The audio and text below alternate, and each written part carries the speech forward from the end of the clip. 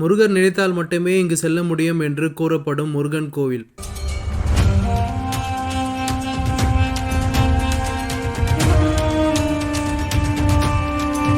அழகான கிராமத்தில் அமைந்துள்ள 3000 ஆண்டுகள் பழமையான முருகன் கோவில்.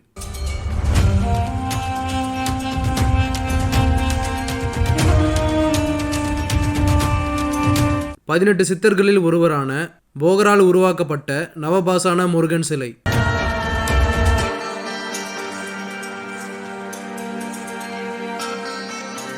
வணக்கம் வியூவர்ஸ், இன்னைக்கு நம்ம வீடியோவில் பூம்பாறை குழந்தை வேலப்பர் முருகன் கோயிலை பற்றி தான் பார்க்க போகிறோம். முதலில் இக்கோவில் எங்கு உள்ளது, எப்படி செல்லலாம் என்று பார்க்கலாம். அதுக்கு முன்னாடி இது போல் அற்புதமான ஆலயங்களை பற்றி வீடியோஸ் பார்க்க என்னோட ரிமார்க்கபிள் ரமேஷ் சேனலை மறக்காமல் சப்ஸ்கிரைப் பண்ணிக்கோங்க. அப்போ தான் நான் போடுற வீடியோஸ் உங்களுக்கு ரெகுலராக வரும். திண்டுக்கல் மாவட்டம் கொடைக்கானல் மலைப்பகுதியில் உள்ள ஒரு அழகான கிராமம் தான் பூம்பாறை. கொடைக்கானலிருந்து 18 கிலோமீட்டர் தொலைவில் இந்த பூம்பாறை கிராமம் அமைந்துள்ளது.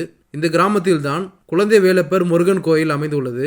இந்த கோயிலுக்கு செல்லும் பாதை சற்று சவால் நிறைந்ததாக இருக்கும். போகிற வழியில் பழனி கோயிலை பார்க்குற வியூ பாயிண்ட்டும் பார்க்கலாம்.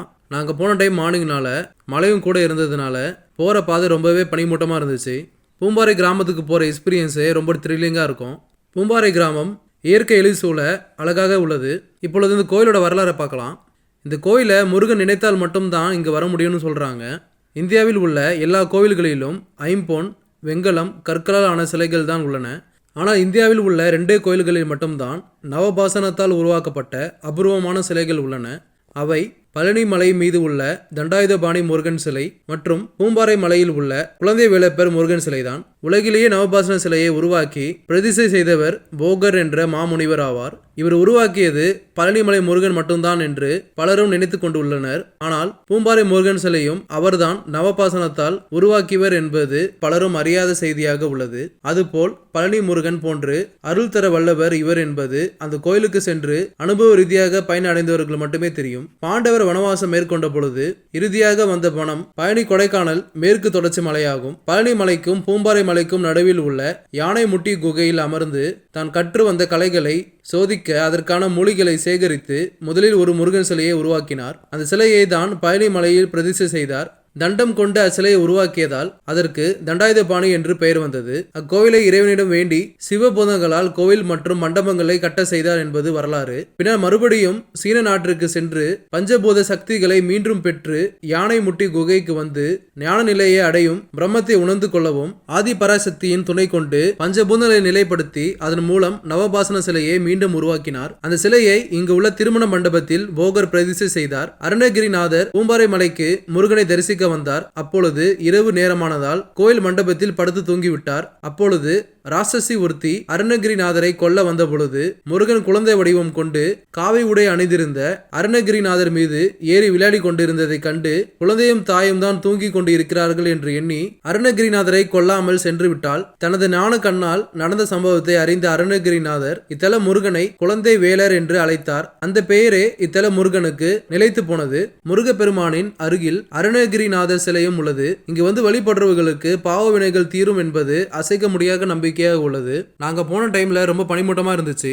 வீடியோல பார்த்தாலே உங்களுக்கே தெரியும். முருகன் சன்னதிக்கு முன்பு பலிபீடம், கொடிமரம் மற்றும் முருகரின் வாகனமான மயில் வாகனத்தை காணலாம். நவபாச முருகனை வேண்டிவிட்டு இந்த ஆலயத்தில் உள்ள மற்ற சன்னதிகளை பார்க்கலாம். இங்கு விநாயகருக்கு தனி சன்னதி உள்ளது மற்றும் இங்கு மரத்து அடியில் நாகர் சிலைகளும் உள்ளன.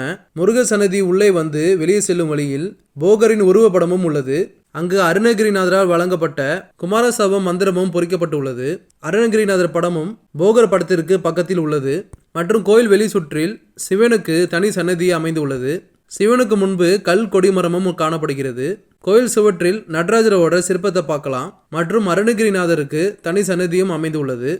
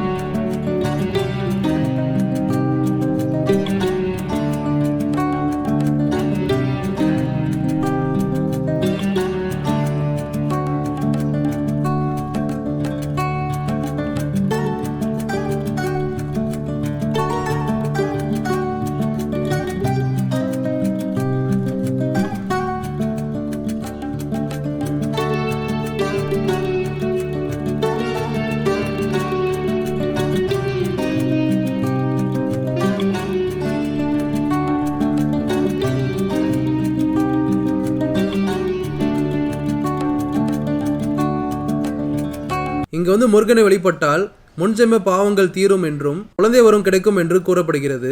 கோயில் திறந்திருக்கும் நேரம் காலை 6 மணி முதல் இரவு 7:30 மணி வரை திறந்திருக்கும். இந்த 3000 வருடம் பழமையான நவபாசன சிலை உள்ள பூம்பாறை குழந்தை வேலப்பர் முருகன் கோயிலை நீங்களும் வாய்ப்பு கிடைக்கும் போது மிஸ் பண்ணாம பாருங்க. பூம்பாறை கிராமத்தோட அழகையும் பார்க்க மிஸ் பண்ணாதீங்க. மீண்டும் இது போல அற்புதமான ஆலயத்தில் சந்திக்கலாம். தொடர்ந்து இது போல அற்புதமான ஆலயங்களை பத்தி வீடியோஸ் பார்க்க என்னோட ரிமார்க்கபிள் ரமேஷ் சேனலை மறக்காம சப்ஸ்கிரைப் பண்ணிக்கோங்க. ஓம் முருகா, நன்றி, வணக்கம்.